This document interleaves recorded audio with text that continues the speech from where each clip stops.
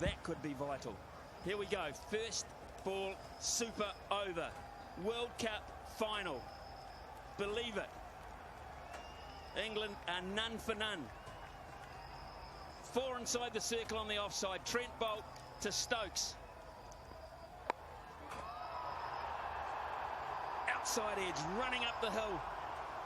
They can push for 3 because Butler's very quick. Stokes is out on his feet, but he'll make it. 3 off the first.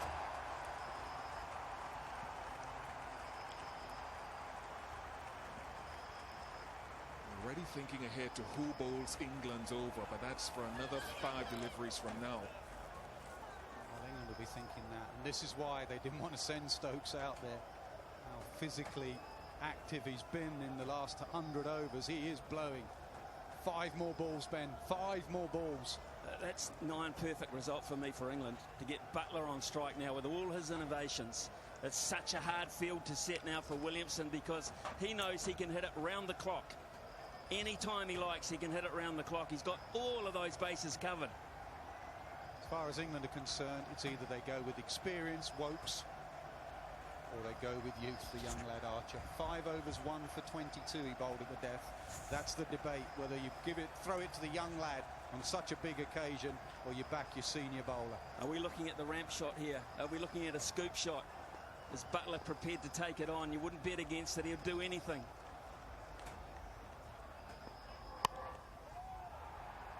Just a single, just a single. Good delivery from Bolton. Butler's down the other end.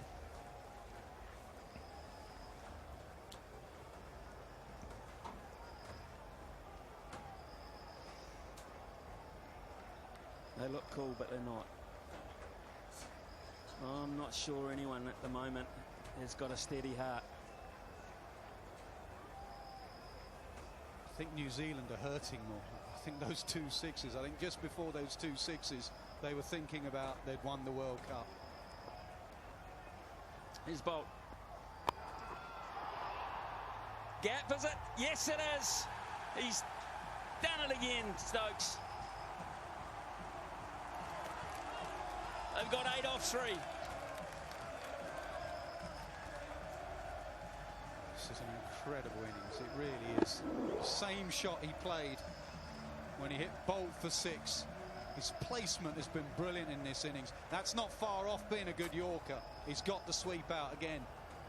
And Archer is warming up down below the players' balcony as well, bowling.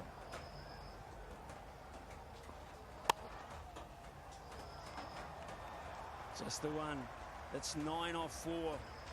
9 off 4. And down under the balcony, the very rare sight in front of the members of the rookie warming up. We now know who's going to have to handle it. Club game, isn't it? Just having a little bowl before they go out, and he's doing it at the home of cricket. Club game with about 6 million on the line. Just by the by. Isn't this where a batter should have a hitting net outside? So if he has to come in for 1 ball, he's got a sweat on, isn't it? When do we get that? Haven't you had enough? Oh, give me more. Come on, bring it on, Smithy. Come on. Tons more. Right, another field change. It's taken an eternity to get this thing done. Ferguson comes up inside the circle. Neesham goes back. It's Butler on strike. It's a perfect Yorker. They've got to push for 2. He lost it in the sun. Nichols lost it in the sun. They'll get 2. Couldn't pick it up. Still not a bad result from New Zealand. They get away without a boundary here. It's on. Just didn't see it at all. He's looking straight into the setting sun. You can see him in the distance. You can't see it. There it is. Said it so often. This is a massive delivery in this World Cup. Boult, last ball. Butler. He gets it in a gap. He gets a boundary. 15 off the super over.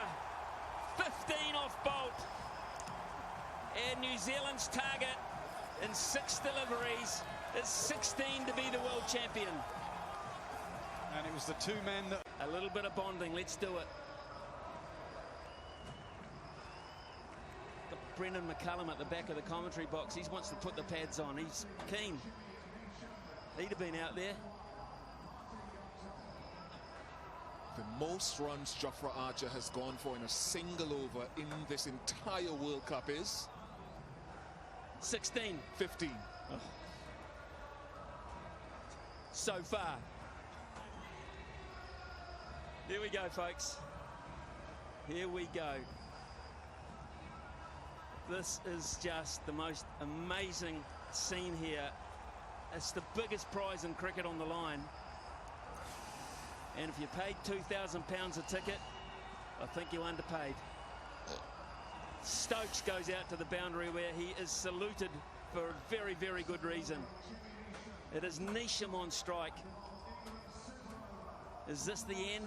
Is this the end for Archer to bowl from? It's not the end he bowled all day, so they've taken him up the other end. I have no idea why, maybe because of the short boundary, but there's a left-hand, right-hand combination, so at some stage he was going to be bowling to the short boundary. What does he do, Bish? Does he take the pace off the ball?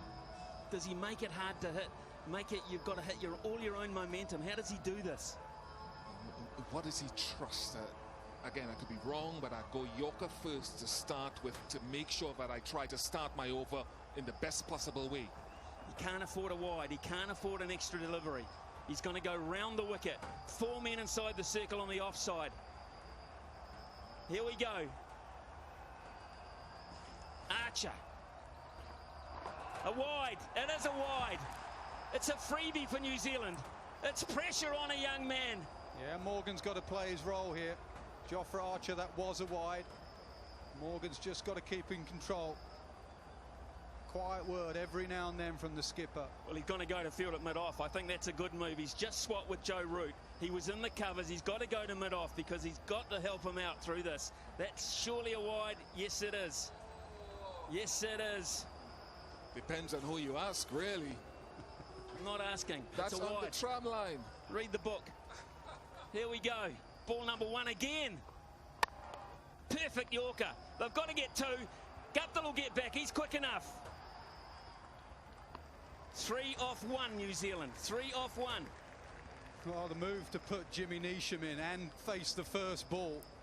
If it pays off, it's a masterstroke. If it doesn't, people will be saying, why Jimmy Neesham? Martin Guptill at the moment is just running the other end.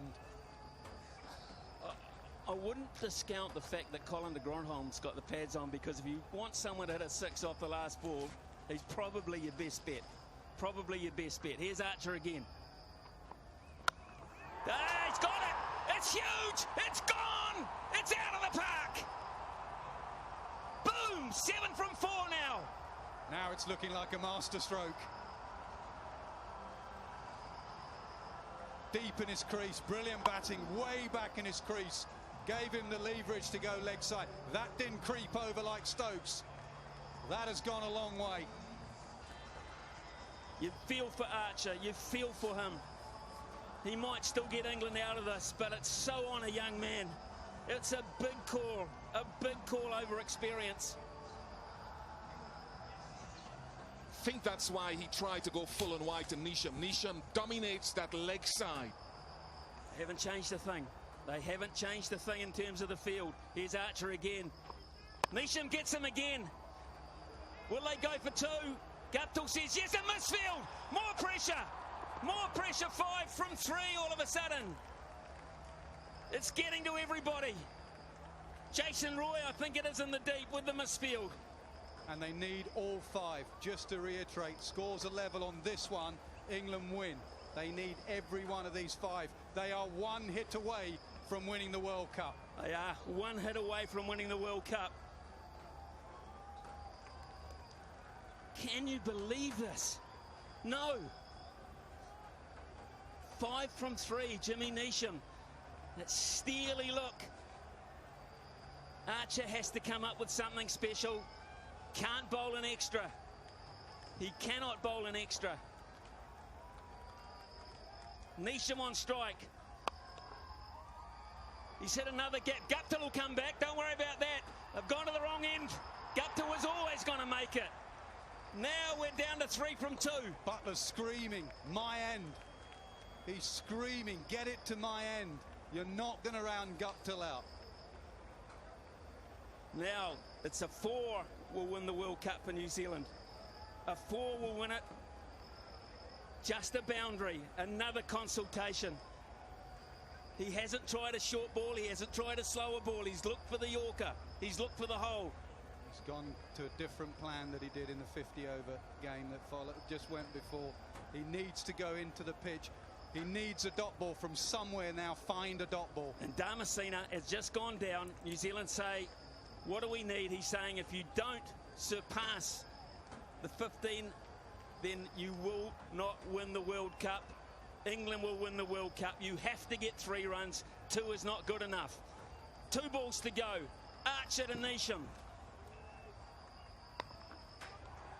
It's going to be on Martin Guptill. It's going to be on Martin Guptill. 2 from 1. 2 from 1. And he went back to bowling it into the surface. He bowled it short. I wonder if Jofra Archer was going to try for the run out there. He said to Martin Guptill he'll be batting at 7:45 at Lord's and you need 2 to win. He'll probably think he's 220 not out, not facing his first delivery in a super over. Now Bish, get back in here. Don't you walk away, son. What does he bowl? Right-hander on strike. Going Yorker. Going Yorker? Yeah. Nasser? Butler's been down. He's had a word.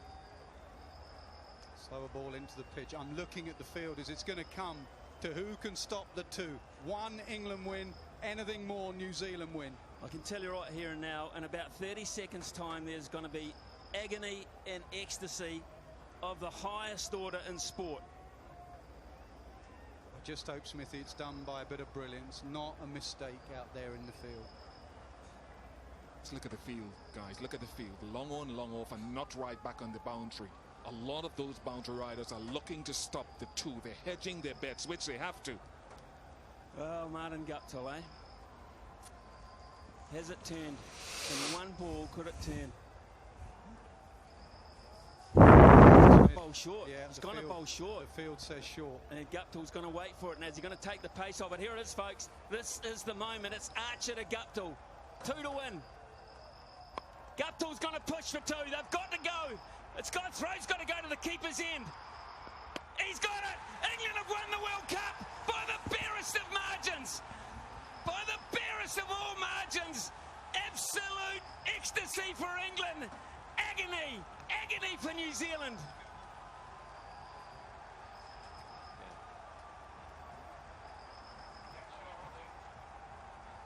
Wow. It's all yours, Nasser. It's your cup. Unbelievable. You've got to feel for New Zealand. Look at them. You just cannot believe it, but England have deserved it. It came down to